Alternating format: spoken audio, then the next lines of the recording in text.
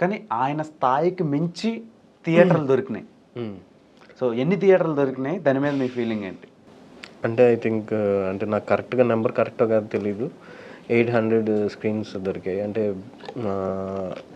First నుంచి నమ్మారు కథని. అంటే సుహాస్ని కానీ నన్ను కానీ కథను కానీ చాలా స్ట్రాంగ్గా నమ్మారు. అంటే మీరు అన్నట్లు తనకి ఇన్ని థియేటర్స్ అనే దానికంటే కథ అంటే తను చూస్ చేసుకునే కథల మీద నమ్మకం అందరికీ.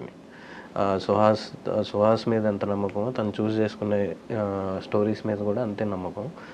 సో మేము ధీరజ్ గారు అంటే ఎప్పుడైతే ఈ కథ వెంకటేష్ మా దగ్గరికి నేను వెళ్ళి చెప్పానో నా ప్రొడక్షన్కి, సో తను ప్రొడ్యూస్ చేయాలనుకున్నాడు. తర్వాత కరోనా ఇవన్నీ రావడం కొన్ని ఫ్యాక్టర్స్ వల్ల బయటికి వెళ్ళాల్సి వచ్చింది. సో అప్పుడు ధీరజ్ గారు వచ్చి నేను చేస్తాను ఈ సినిమా అని గీతా ఆర్ట్స్కి తీసుకెళ్ళారు. సుహాస్ గారికే ఈ కథ ఒక రేంజ్లో పేలింది.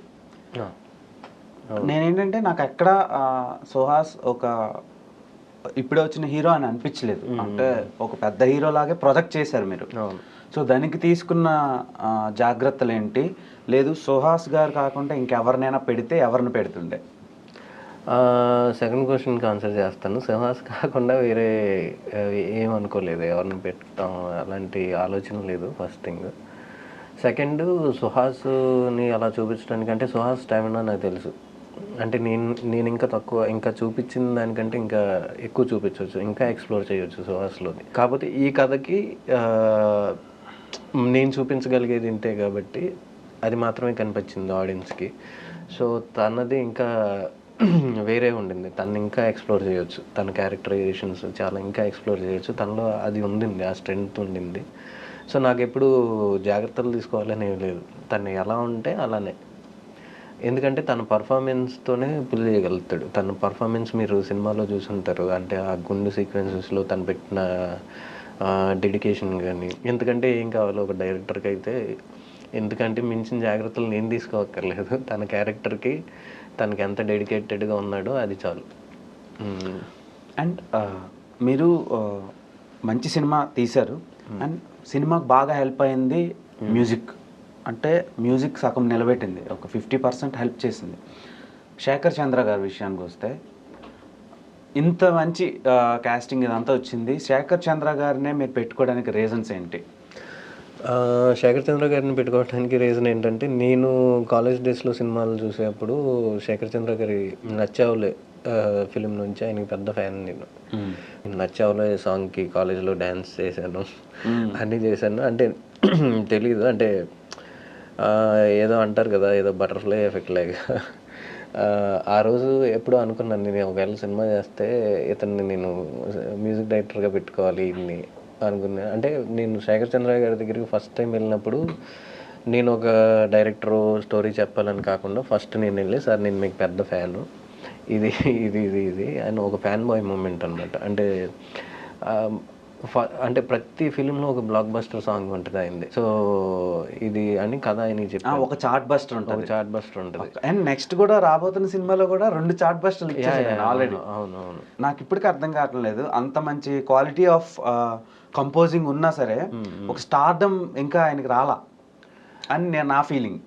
స్టార్డమ్ రాలేదు అనే దానికంటే వచ్చిందనే నా ఫీలింగ్. అండ్ ఎందుకంటే శేఖర్ చంద్ర గారికి అంటే మీరు ఏదైతే కమర్షియల్ ఎక్స్పెక్ట్స్లో అంటున్నారో అది మేబీ రాకపోయి ఉండొచ్చు, కానీ అది త్వరలోనే వస్తుంది అనుకుంటున్నాను నేనైతే. ప్రొఫెషనల్గా చాలా ఒక మంచి ఇంపాక్ట్ అయితే క్రియేట్ చేస్తున్నారు. ఇంపాక్ట్ అయితే క్రియేట్ ఆయనకంటూ స్పాటిఫై కానీ. అంటే నేను ఇంకోటి కూడా అనుకుంటాను, ఆయన అంత ఆల్మోస్ట్ బిజీ అయిపోతే అంబాజీపేట లాంటి సినిమాలకి ఆయన మ్యూజిక్ ఇవ్వలేరేమో.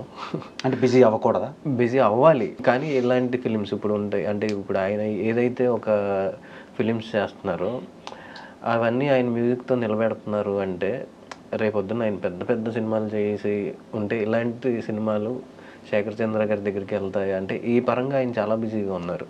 అయితే బిజీగా ఉన్నారు, కానీ ఎవరికైనా అంటే టాప్ పొజిషన్ కావాలి, సాటిస్ఫాక్షన్ ఉంటుంది కదా. అంటే శేఖర్ చంద్ర గారు లాంటి వాళ్ళకి కానీ వేరే అంటే కొంతమందికి ఏంటంటే work satisfaction more than commercial aspects కంటే ఒక వర్క్ సాటిస్ఫాక్షన్, ఓకే ఇది నా మ్యూజిక్ కానీ చూపించుకోవాలని ఉంటుంది కదా. ఆ పరంగా ఆయన ఎప్పుడో సక్సెస్ అయిపోయారు అనేది నా ఫీలింగ్. సినిమాని చూసి చాలామంది ఏడుస్తున్నారు, అంటే ఏడ్చే సీన్లు చాలా ఉన్నాయి. అది అంత బాగా ఎగ్జిక్యూట్ అవ్వడానికి reason one of the composer అయిన మన శేఖర్ చంద్ర గారు. ఎందుకంటే చాలా స్ట్రాంగ్ బ్యాక్గ్రౌండ్ స్కోర్, ఆ సౌండింగ్ కానివ్వండి, రిథమ్స్ కానివ్వండి, ఎక్స్ట్రాడినరీగా ఆయన ఇచ్చారు. ఇవ్వాల్సినవన్నీ ఇచ్చేసారు ఆయన. అంటే హార్ట్ పెట్టి చేస్తారంటారు కదా. ఇప్పుడు మనం ఎక్కడ అదే మళ్ళీ చెప్తున్నాం, ఒక కమర్షియల్ సినిమా, ఒక స్ట్రాంగ్ కమర్షియల్ రూరల్ స్టోరీ చూసినట్టే అనిపించింది ఒక పెద్ద స్టార్ది. సో అంత మంచి ఇంపాక్ట్ ఇచ్చారు ఆయన. సో నెక్స్ట్ మీ జర్నీలో ఆయన్ని కంటిన్యూ చేస్తారు? యా, డెఫినెట్గా. నేను చెప్పాను ఆయనకి నేను ఫ్యాన్ బాయ్ మూమెంట్ అని ఆయన కలిసినప్పుడు. So definitely. Okay. So next characters విషయానికి వస్తే, సో ఒక్కొక్క క్యారెక్టర్కి ఒక్కొక్క ఇంపార్టెన్స్ ఉంది. అవును. పద్మ క్యారెక్టర్ కానీ, తర్వాత సుహాస్ గారిది, శివాని గారిది, వాళ్ళ నాన్నగారిది, వాళ్ళ అమ్మది, ఆయన పేరు రమణ గారిది కానీ, రమణ ఆయనది కానీ. సో ప్రతి క్యారెక్టర్ తర్వాత మన పుష్పలో ప్లే చేసిన జగదీష్ క్యారెక్టర్ కానీ, ఏ క్యారెక్టర్కి ఆ క్యారెక్టర్కి ఇండివిజువాలిటీ ఉంది. కానీ ఈ అన్నిటిని దాటేసి ముందుకెళ్ళిపోయిన క్యారెక్టర్ శరణ్య ప్రదీప్. ఓకే. నేను ఇది తప్పన్నా ఇదే నిజం. ఓకే. ఎందుకంటే చాలా ఫ్యామిలీస్ లోపలికి వెళ్ళిపోయింది ఆ క్యారెక్టర్. సో ఆ క్యారెక్టర్తో ట్రావెల్ అవుతున్నారు చాలా మంది. సో అలాంటి క్యారెక్టర్ని మీరు ఆమెని ఎలా ఒప్పించారు? రెండోది, బట్టలు లేకుండా చేయడం అనేది తెలుగు అమ్మాయిలు ఎవరూ చేయరు, అంటే అంత తొందరగా అగ్రీ కారు. అంటే నాకు అదృష్టం ఏంటో తెలియదు. అంటే ఈ సినిమాలో నేను కాస్టింగ్ ఎప్పుడైతే మొదలెట్టానో, సో ఈ క్యారెక్టర్లు ఎలా ఉండాలి, ఈ క్యారెక్టర్లు ఎలా ఉండాలి అంటే రైట్ ఫ్రమ్ ద బిగినింగ్ కొన్ని వాళ్ళు అయితే నేను ఆడిషన్ కూడా చూడకుండా తీసుకున్నాను. For example Nitin Prasanna. అవును, ఆయన యాడ్ ఇన్ఫినిటమ్ అని ఒక సినిమా, యాడ్ ఇన్ఫినిటమ్ అనే ఒక తెలుగు సినిమా చేశాడు. బట్ ఆ సినిమా నేను చూడలేదు అప్పటికి. తర్వాత చూశాను ఇందులో తీసుకున్న తర్వాత. సో ఒక హీరోయిన్, అతనికి ఒక చిన్న అన్నయ్య, వీళ్ళు వరకే సెలెక్ట్ అయ్యారు. సో ఏంటంటే ఒక బిలీవబిలిటీ ఉండాలి వీళ్ళు ఫ్యామిలీ అనడానికి. సో అలాంటి ఫేస్ కట్ ఇంకోటి కావాలి అన్నప్పుడు ఒక ఫోటో వచ్చింది నా దగ్గరికి నితిన్ది. సో తిను సెట్ అవుతాడు కదా అని తను ఆడిషన్ కూడా చేయలేదు, పిలిచాను వెంటనే. పిలిచిన తర్వాత తను తెలుగులో మాట్లాడుతున్నాడు. నేను ఏదో విజయవాడ అనుకున్నాను తనది. సో ఏంటి మీది విజయవాడ అంటే స్టోరీ మొత్తం చెప్పిన తర్వాత అందులో ఏదో చిన్న రోల్ కనుక్కున్నాడు. నేను ఇందులో విలన్ క్యారెక్టర్ అని చెప్పాను.